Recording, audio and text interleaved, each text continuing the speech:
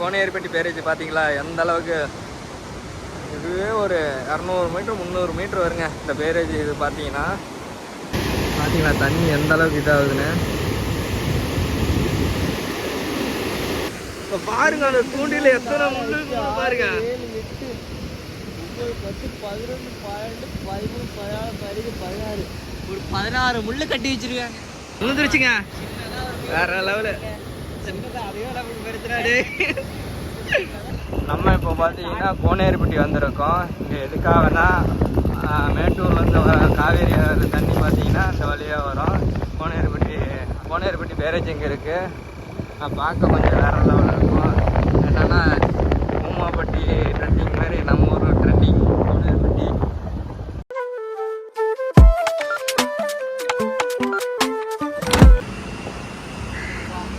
கோனேரிப்பட்டி வந்தாச்சுங்க.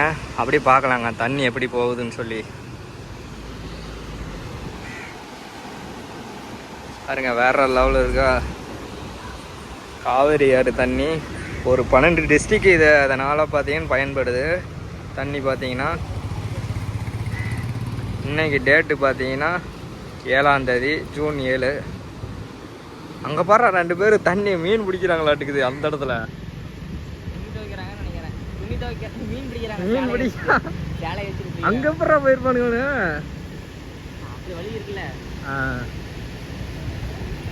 வாங்க அப்படியே போய் பார்க்கலாம். அந்த இடத்துல பாருங்க எப்படி போகுது தண்ணி. பாறைகளா? சென்ட்ரல் ஐலாண்ட் மாதிரி ஆட்டு மந்த மாதிரி. இங்கே பார்த்தீங்கன்னா இங்கே கதவுகள் இருக்குது. பார்த்தீங்கன்னா இந்த கதவுல 2 கதவை தான் ஓப்பன். அந்த 2 கதவுல பார்த்தீங்கன்னா எவ்வளோ தண்ணி போகுதுன்னு அப்படியே போய் பார்க்கலாம்.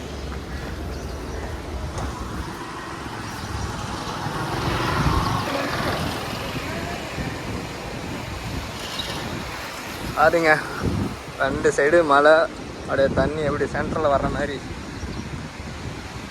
கர்நாடகாவிலேருந்து வர தண்ணிங்க இது பார்த்தீங்கன்னா. அப்படியே மேட்டூரில் தண்ணி பார்த்தீங்கன்னா இதுக்கு முன்னாடி நம்ம ஒரு வீடியோ போட்டிருப்போம் 16 கன் டேமோட இது. அதை மறக்காமல் பார்க்காம இருந்தால் கண்டிப்பாக பார்த்துட்டு வாங்க. அப்படியே இதையும் பாருங்கள் கோனேரிப்பட்டி.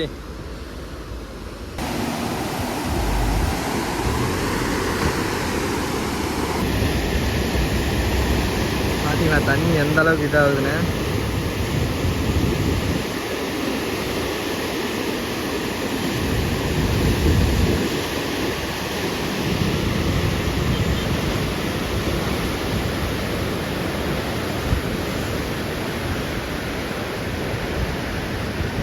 இந்த கோனேரிப்பட்டி இங்கே இருக்கிற பிளேஸ் பார்த்தீங்கன்னா இயற்கையாக நல்லா பார்த்தீங்கன்னா தென்னந்தோப்பு வெறும் காடு இயற்கையாக இருக்குங்க பார்க்கவே.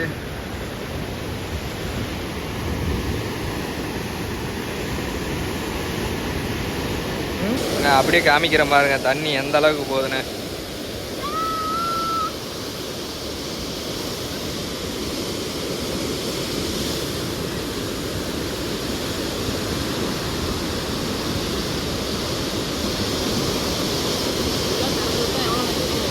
அவ்வளோதான், சைடில் இருக்கிற வீடெல்லாம் காலி ஆயிரும்.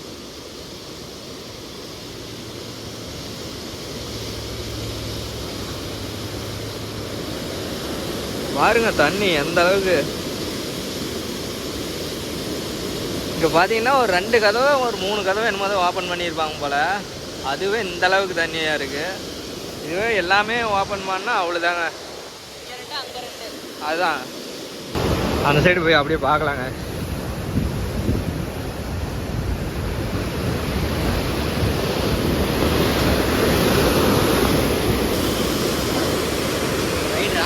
கோனேரிப்பட்டி பேரேஜ் பார்த்தீங்களா எந்த அளவுக்கு. இதுவே ஒரு 200 மீட்டர் 300 மீட்டர் வருங்க இந்த பேரேஜ். இது பார்த்தீங்கன்னா பாருங்க இயற்கையா எப்படி பார்க்க பயங்கரமாக. அந்த சைடு போய் காமிக்கிறேன் பாருங்க. பாருங்க எப்படி இருக்குன்னு.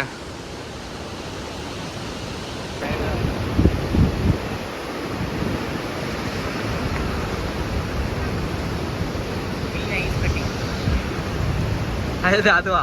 ஆமா.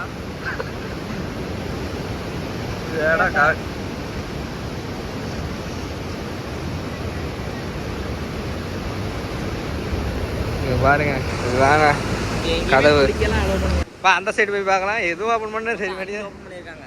5 அந்த சைடு வந்து அந்த சைடு ஓப்பன் பண்ணியிருக்காங்க. அந்த சைடு ஓப்பன் பண்ணிக்கிறாங்களா? இந்த கதவு பார்த்தீங்கன்னா ஓப்பன் பண்ணியிருக்காங்க. பாருங்க தண்ணி போகிற தெரியுதுங்களா? அங்கேருந்து வர தண்ணி பார்த்தீங்கன்னா எந்த அளவுக்கு போகுதுன்னு பாருங்க. அந்த இடத்துல தெரியுதுங்களா?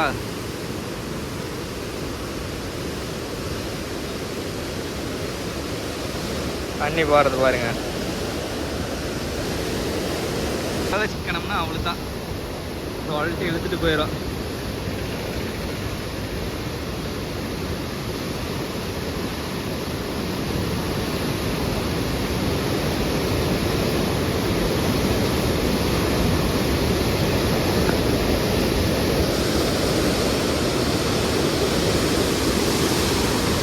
பார்த்தீங்களா, தெரியுதுங்களா?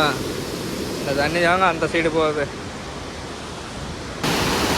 பாருங்க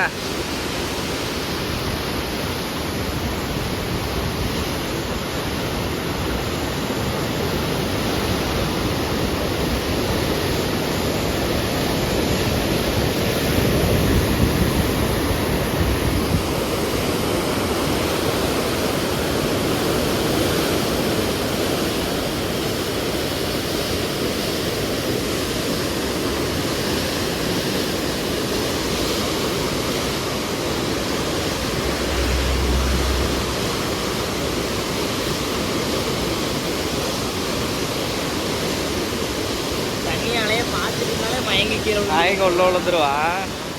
அப்படிதான் இருக்கு. வேற லெவலில் இருக்கு பாருங்க தண்ணி எப்படி போறதுன்னு மட்டும். ஒரு சிலருக்கு தூக்கீரை பார்த்தா தொங்கணும்னு சொல்லி தோணும்ல, அதை மாதிரி இந்த தண்ணியை பார்த்தா குதிக்கணும்னு சொல்லி தோணுது. குதிச்சா செத்துருன்னு பயமாக இருக்கு. ஆடு ஈடுதான் வேற லெவலில் போகுதா?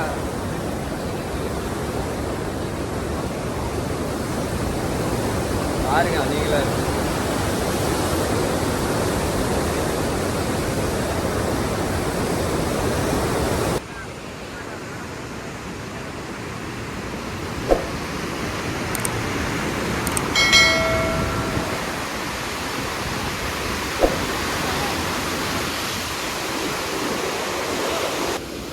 எந்த அளவுக்கு தண்ணி போகுது பார்த்துக்காங்க. இதுதாங்க கோனேர்பட்டி, பூமாப்பட்டி மாதிரி. இங்கே கோனேர்பட்டி நம்ம ஊர் சைடு பார்த்தீங்கன்னா பயங்கரமான ஒரு பிளேஸு, நேச்சுரலான ஒரு பிளேஸு. இங்கே பார்த்தீங்கன்னா மீன், அந்த இடத்துல மீன் பார்த்தீங்கன்னா சாட்டர்டே சண்டேலாம் எல்லா நாளும் கிடைக்கும் அந்த இடத்துல பார்த்தீங்கன்னா மீன். இங்கே பார்த்தீங்கன்னா மீன் பிடிச்சிட்டு இருக்கிறாங்க. அப்படியே பார்க்கலாம் வாங்க.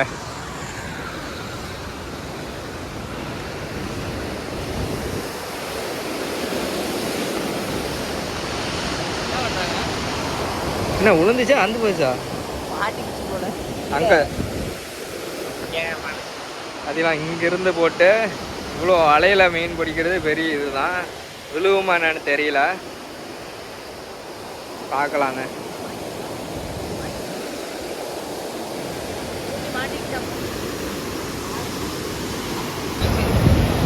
பாருங்க எல்லாம் மீன் குட்டது பார்த்தீங்கன்னா தூண்டில் உள்ள மாட்டிக்கிச்சு.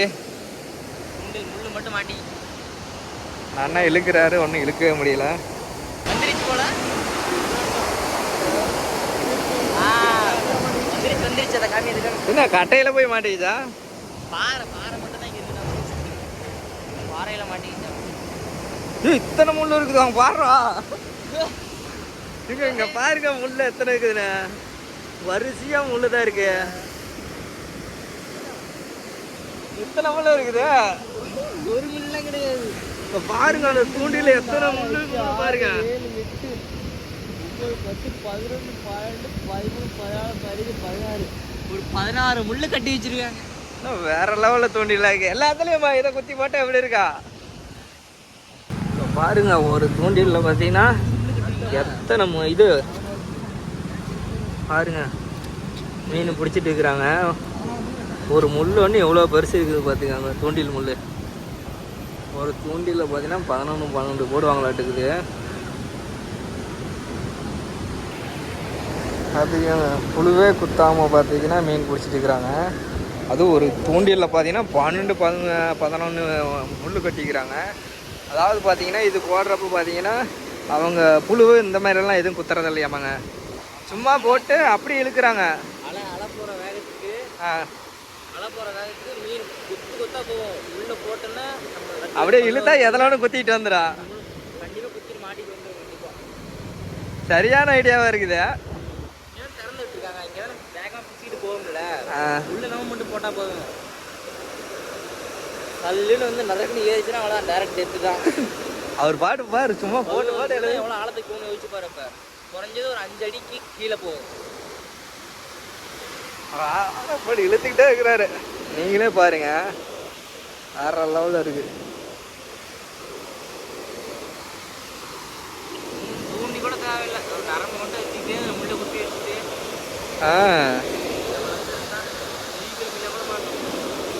அங்கே போயிடுதுடா, அந்த சைடு போயிடுது பாருங்க, அந்த சைடு போயிடுது தூண்டியில், அந்த அலைக்கு சைடு.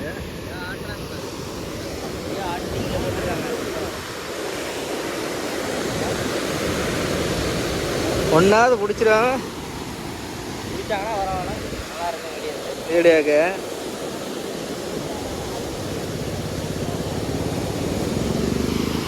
அவர் இழுக்கிறத நீங்களே பாருங்க, சும்மா ஒரு 5 செகண்டுக்கு ஒரு டைம் இழுத்துக்கிட்டே இருக்கிறாங்க.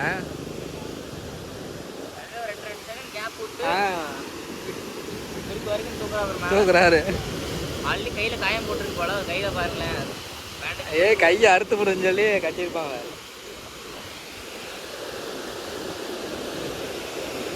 ஆனால் ஃபஸ்ட் டைமாக பார்க்குறேங்க இந்தமாரி ஒரு 11-12 முள்ளை கட்டி மீன் இழுத்து அதை விழுவுறதெல்லாம் சரியான ஐடியாவாக இருக்குது.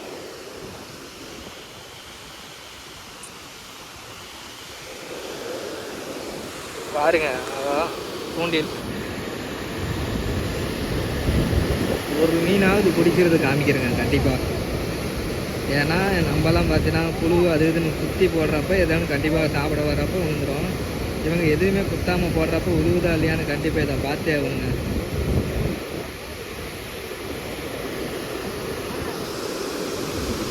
விழுந்துருச்சா? எனக்கு என்னமோ விழுந்துருச்சுன்னு நினைக்கிறேன். விழுந்துருச்சுங்க, வேற லெவலு. அதே லெவலுக்கு பெருத்துறாரு பாரு, கரெக்டாக வயிற்றுலேயே குத்துது. கடைசி முள்ள மாட்டிக்கிட்டான் பையன். பார்க்கலாம்.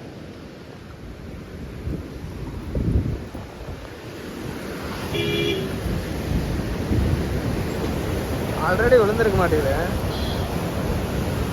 பாருங்க. 2 மீன். புரியல, அரைஞ்ச மீனாமா அது பாருங்க. இந்த மீன் தாங்க அந்த முள்ளில் பாருங்க, தூண்டில் மீனில் விழுந்து வந்தது. ஆனால் உழுவுதுங்க, நான் கூட உழுவாதுன்னு நினச்சேன். எந்த ஒரு தீனியும் போடாமல் புழு எதுவும் கட்டாமல் சில பேர் பார்த்தீங்கன்னா கறி அது இதுன்னு தூண்டிலில் மாட்டி விட்டு போடுவாங்க. ஆனால் எதுவுமே இல்லாமல் பிடிக்கிறாங்க, வேற லெவல் தான்.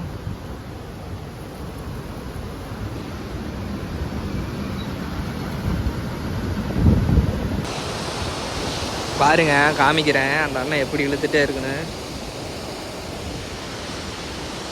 அப்படியே 2 செகண்டுக்கு ஒரு டைமே இழுத்து விடுறாங்க. இரும்பா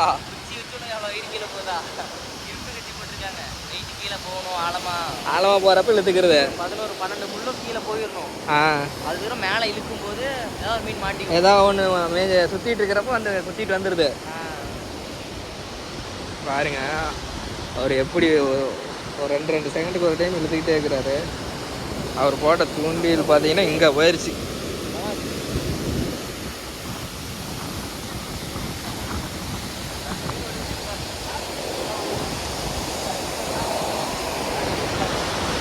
என்ன போனால் விழுவாது, மீனே ஓடி போயிடும். ஆளை விடுறா சாமி. அவர் இழுக்கிறது பாருங்க.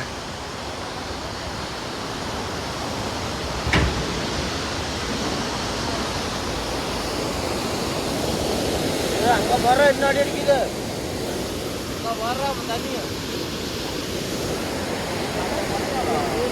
அப்படியே கிளம்பலாம். இதுதாங்க கோனேர்பட்டி மீன் பார்த்தீங்கன்னா எப்படி பிடிச்சிக்கிறாங்களே அந்த இடத்துல வேற லெவலில் பிடிச்சிக்கிறாங்க. ஓகேங்க, இதோட வீடியோ எண்ட் பண்ணிக்கலாம்.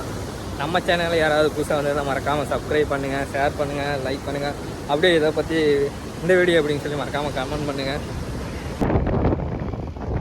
இது பார்த்தீங்கன்னா கோனேரிப்பட்டி ரவுண்டானம். இந்த சைடு போனால் எடப்பாடி, இந்த சைடு போனால் பூலாம்பட்டி.